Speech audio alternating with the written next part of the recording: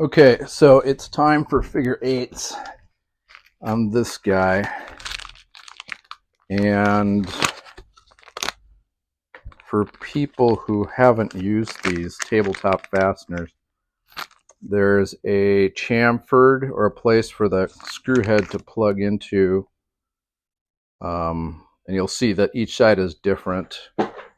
Chamfer here, chamfer here. It's a little bit of an angle so that the angled screw heads have a place to go.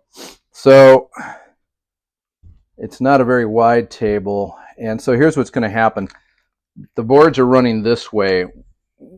The fibers in the wood, like this right here, it's not going to get any longer, but it will get a little bit wider as it absorbs moisture and gets a little bit fatter and skinnier.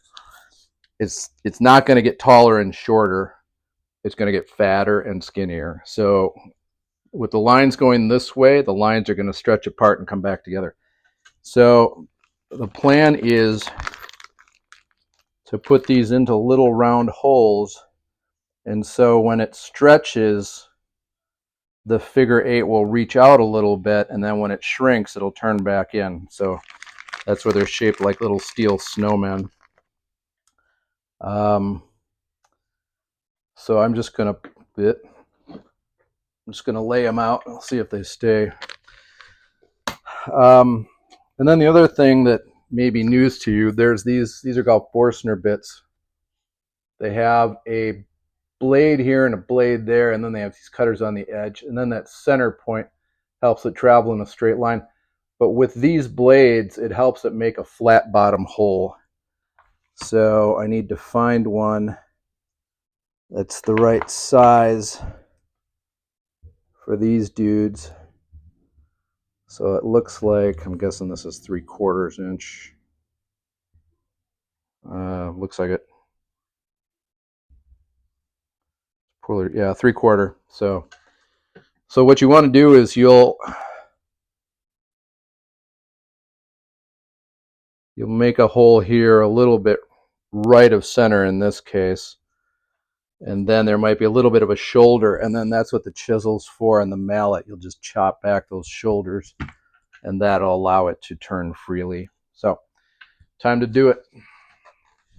Just need to go find my drill. Okay, to add some amount of consistency to it, I'm going to put these 5 inches from the sides, and I'm going to put the ones in the middle, more in the middle.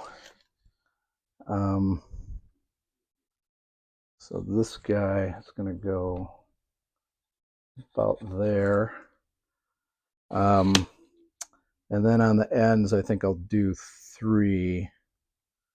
And so they'll be close to the edge, centered and out there. So it helps kind of pull the edge of the table down, and this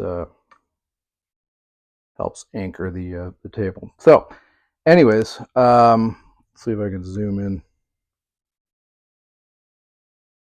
So I'm going to want this guy to pivot on that hole right there. So the way I understand it, you split the figure 8 here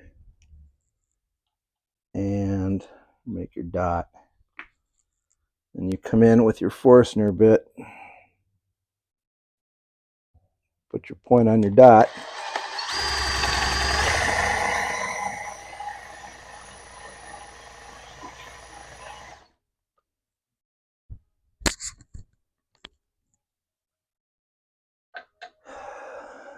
That's a pretty generous hole. I'm going to need to find a smaller bit, but that's the general idea. So it sits in there. It's a little bit past flush, but you put the screw in, put the screw into the top. This actually isn't bad that it's a little recessed, because what it'll do is it'll help pull down on the table. If it's up too flush, it doesn't have any yank. Well, I mean, it has some yank, but this will this won't hurt you any. So anyways, I'm going to see if I got a smaller. I'm using this portable bit set I got from a friend, and it looked a lot closer before I made the hole. So I might grab a smaller Forstner bit that's a little bit roomy for what we have to do. But while I'm zoomed in here, I'll just show you. You take the shoulders, chop it out.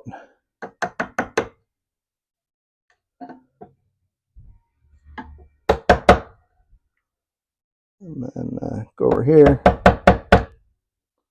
go angled, ramp it.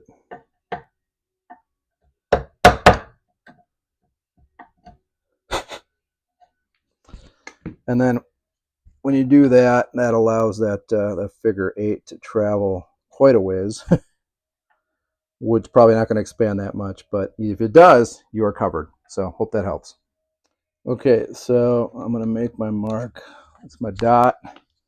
And I misread the other bit. This is actually a 3/4 here.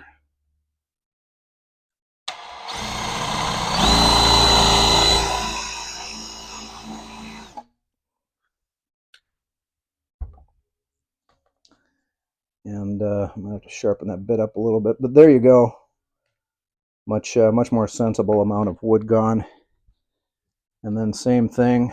Come in with the chisel.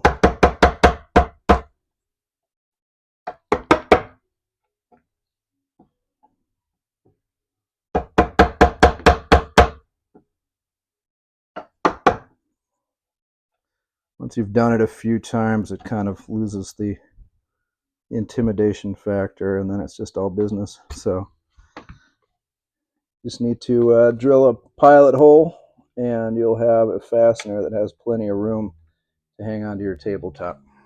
Okay, so it's not a very big bit, but I just want to put some kind of little pilot hole in here to make room for the screws. So I'm going to just run around the table and do that. Okay, so I've got a Phillips screwdriver here. I'm just going to drive this by hand.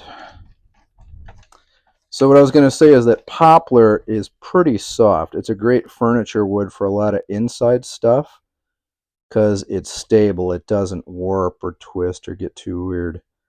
So it's a soft hardwood. Out on the edge, it's ash. So these holes out here, those are going into ash. That is a much harder wood. So I'm probably going to want to grab some wax to drive those. And also make sure that the pilot hole, if I get any kind of resistance running the screw in, I got to stop, you got to stop, back it out, either drill a bigger hole or put some wax on the screw and make sure that they go in without too much resistance. Okay, so I attached the tabletop, just pre-drilled the holes after marking the figure 8 spots with a Sharpie, and did a little pre-drill and just ran the screws in. So anyways, did a 400 grit sanding with the cork block here, and now I'm doing a hand rub. I've never done it before, so I'm curious how it turns out. So as you can see, it's just some good steel wool. You got to go to the woodworking store. You can't get the cheap stuff where it has oil in it. And so I'm just using the cork block. That's one of the reasons I got them, and just kind of pushing it with the grain and sanding it down. So we'll see how it turns out.